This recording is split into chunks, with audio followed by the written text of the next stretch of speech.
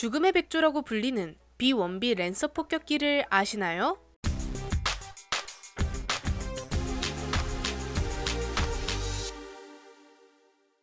안녕하세요, 지식스토리입니다. 이번에는 죽음의 백조라는 별명을 가진 폭격기를 알아볼 텐데요. 지난번 영상에서 설명한 B-52는 현재 미국에서 활동하고 있는 대표적인 폭격기인데요. B-52의 첫 비행이 1952년인 만큼 정말 오래된 노장 기체입니다. 미국은 차후 이 B-52를 이어갈 폭격기를 고민하기 시작했습니다. 당시 폭격기 개발에 가장 쟁점을 두었던 것 중 하나가 바로 속도였습니다. 이전에 미국 주력 폭격기였던 B-29와 B-36을 B-52가 등장하자마자 대체해버렸습니다.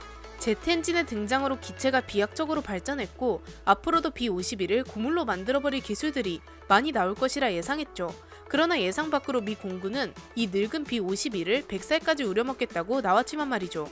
B-52에 대해 더 자세히 알아보고 싶으시다면 우측 상단의 링크를 통해 시청 가능합니다. 미국은 B-52를 대체하기 위해 트렌드를 이끌 만한 폭격기를 개발하고자 했습니다. 미국은 적기에게 발각되면 속도가 느려 공격당하면 쉽게 무력화되는 기존의 폭격기와는 다르게 적기가 발견하더라도 쫓아올 생각을 못하도록 매우 빠르게 침투하면 되지 않냐고 생각했습니다. 그리고 핵폭탄 한 방을 날려버리면 매우 효과적이고 위력적인 폭격기가 될 수 있었죠. 그래서 적의 요격에도 안전할 수 있는 고도 25,000m에서 마하 3 정도의 속도로 비행하여 무려 22톤의 폭탄을 투하한다는 거창한 계획을 세웁니다.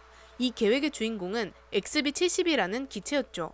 하지만 고고도로 매우 빠르게 날아가는 기체를 만드는데 기술적, 비용적 한계에 부딪히게 되었습니다. 게다가 미국의 고고도 정찰기인 U-2가 격추되면서 마냥 고고도로 날아가는 것이 안전한지 의문이 들었죠. 소련의 방공망이 그렇게 쉽게 뚫리지 않는 것이었습니다. 높게 나는 기체는 미사일로 맞추기는 어렵지만 오히려 레이더에는 더 쉽게 추적당했죠. 또 ICBM이 등장하게 되었고 격추의 위험을 무릅쓰고 침투하기에는 부담이 너무 컸습니다. 결국 XB-70 기체 개발은 접게 되었습니다.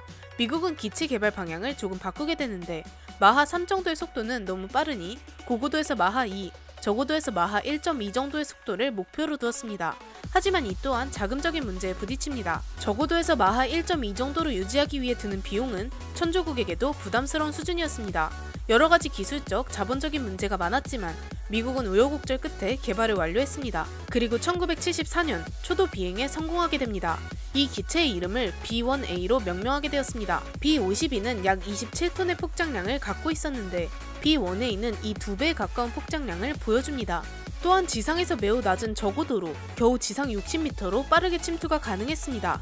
게다가 스텔스 설계가 일부 적용되어 레이더 탐지를 힘들게 만들었죠. 이런 많은 장점들이 미 공군의 관심을 끌었습니다. 이런 스펙에 만족한 미군은 240기 정도를 생산하고자 했습니다. 그런데 B-1A의 대량 생산을 막는 일이 발생했습니다. 한 기에 4천만 달러였던 기체 가격이 7천만 달러가 넘는 가격으로 올라간 것이었습니다. 당시 미국의 경제 재정 상황은 제1차 오일 쇼크로 인해 굉장히 나빠진 상태였죠. 그리고 소련의 한 공군이 소련 최신 전투기인 미그-25를 타고 미국으로 귀순하는 사건이 발생했는데 이때 미그-25를 뜯어본 결과 저공으로 비행하는 기체를 굉장히 잘 탐지할 수 있을 것으로 밝혀졌습니다. 가격도 너무 비싸고 효용성도 떨어질 것 같아 미국은 이 B-1A의 개발을 접어버리게 되었습니다. 결국 4기의 B-1A만 생산된 채 세상에서 끝나버리고 말았습니다. 하지만 날이 가면 갈수록 소련의 공군력은 증강되었고 B-52로만은 소련의 효과적인 폭격을 진행할 수 없었습니다. 그래서 미국은 B-2 스텔스 폭격기를 개발 착수하게 됩니다.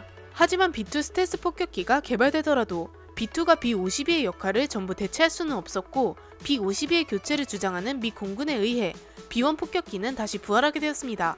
B-1A를 개량한 B-1B의 개발이 시작된 것이었죠. 과거에는 많은 한계에 부딪혀 실패한 계획이었지만 기간이 많이 흐른 미국에게는 많은 기술이 있었습니다. 그렇게 죽음의 백조 B-1B 랜서가 탄생하게 되었습니다. B-1B는 전장이 44.5m에 달하고 최대 속도가 마하 1.25 정도입니다. 12,000km 정도의 항속거리를 갖고 있죠. 내부 폭장량은 34톤 정도이고 외부 폭장량은 23톤에 달합니다. 그리고 18km 정도의 고도에서 작전이 가능합니다. B-2 폭격기와 B-52의 중간 폭격기가 탄생한 것입니다. B-1B는 1998년 이라크를 공격한 사막의 여우 작전에 투입되었는데요. 엄청난 폭장량과 정밀 폭격으로 죽음의 백조라는 별명을 얻었습니다.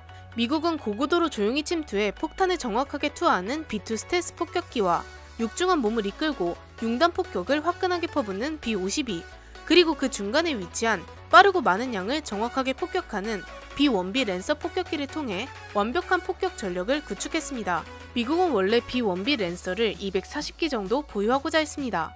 하지만 소련이 붕괴하면서 냉전이 종식되자 240기나 되는 폭격기는 필요가 없어졌고 100번째 기체를 생산하는 것을 마지막으로 현재까지 더 이상 생산되지 않고 있습니다. 그래서 B-52가 퇴역하지 않고 지금까지 운용되고 있는 것입니다. B-1B의 탄생 과정을 본다면 정말 순탄하지 못했습니다.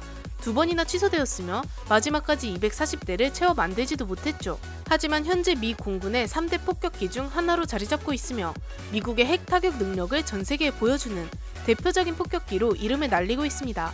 이렇게 죽음의 백조 B-1B 랜서에 대해 알아보았는데요. 영상을 재미있게 보셨다면 구독과 좋아요 부탁드립니다. 감사합니다. 지식스토리였습니다.